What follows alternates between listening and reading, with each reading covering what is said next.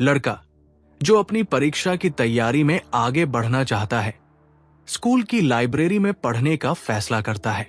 वहां घर की तुलना में ज्यादा शांति होती है और ध्यान भटकाने वाली चीजें कम होती हैं।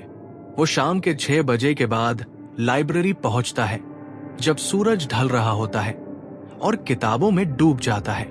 स्कूल की लाइब्रेरी देर तक खुली रहती है, जो उसे बिना किसी रुकावट के पढ़ाई का सही माहौल देती है। जैसे जैसे रात गहराती है, लाइब्रेरी खाली होती जाती है और अंत में केवल वही वहां बचा रह जाता है। लड़का पढ़ाई में इतना डूब जाता है कि समय का ध्यान ही नहीं रहता। जब वो सिर उठाकर घड़ी देखता है तो रात के 10 बज चुके होते हैं। जो लाइब्रेरी पहले हलचल से भरी थी, अब वो एक अजीब सन्नाटे से घिरी हुई लगती है। केवल पन्नों की सरसराहट ही उस चुप्पी को तोड़ती है। वो अपना सामान समेटने ही वाला होता है कि तभी एक अजीब सी आवाज सुनाई देती है, जैसे कोई लंगड़ाते हुए कदमों से बाहर हॉलवे में चल रहा हो। वो लंगड़ाती हुई चाल अब और पास आती लगती है और उसके साथ ही कुछ भारी चीज के जमीन पर गिरने की तेज आवाज सुनाई देती है। लड़के का दिल जोर जोर से धड़कने लगता है। वो धीरे धीरे खड़ा होता है और आवाज का स्रोत खोजने की कोशिश करता है, लेकिन वहां कोई नहीं होता।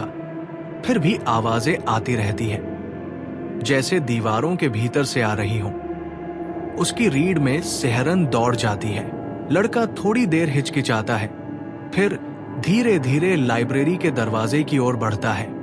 बाहर की आवाजें अब बंद हो चुकी होती हैं, लेकिन उसका मन कहता है कि कुछ गड़बड़ है। वो दरवाजा खोलता है और हॉलवे में झांकता है।